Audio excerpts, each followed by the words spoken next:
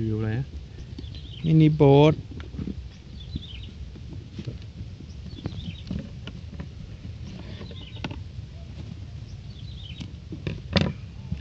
ติดทำไงบ้างเนี่ย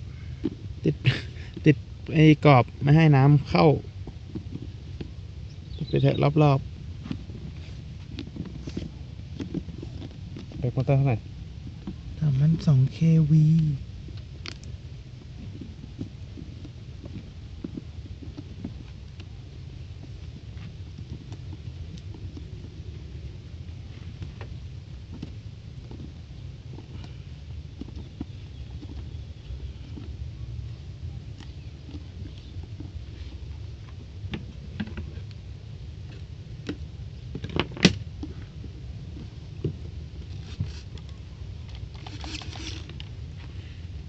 วิธีโยนวิธีเอาเรือลงน้ำวิธีเอาเรือลงน้ำ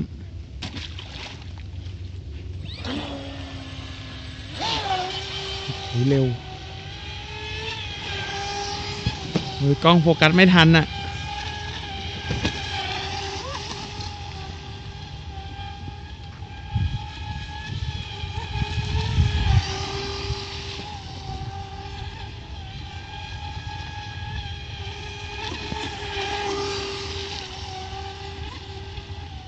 การผ่านเดินเนี่ยเหลือดิ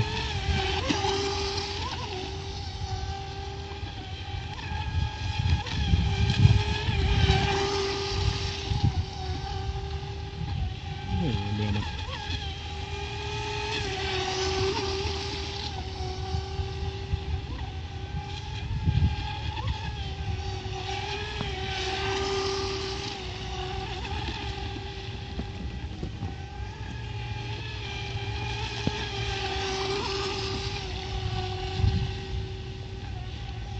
ใบใช้ได้เลยนะโอเคอ่ะ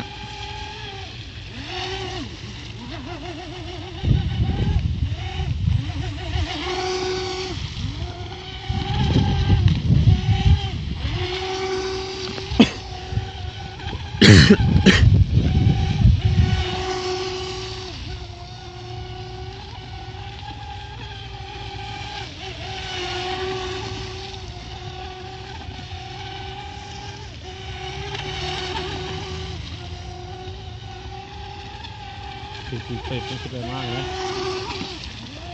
40ก็วิ่งแล้ว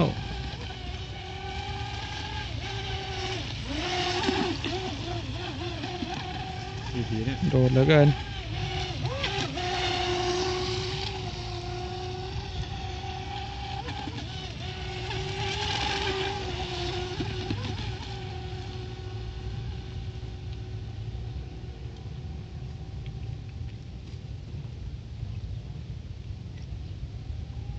โอ้ลั่นนะ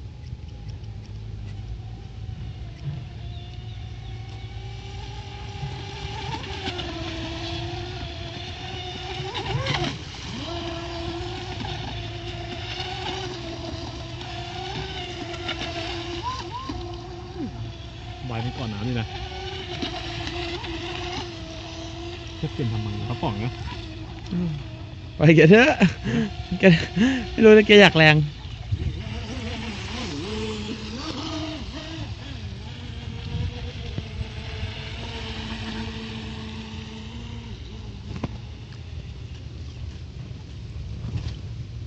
เต้นไปหมดเลยหมดแล้ว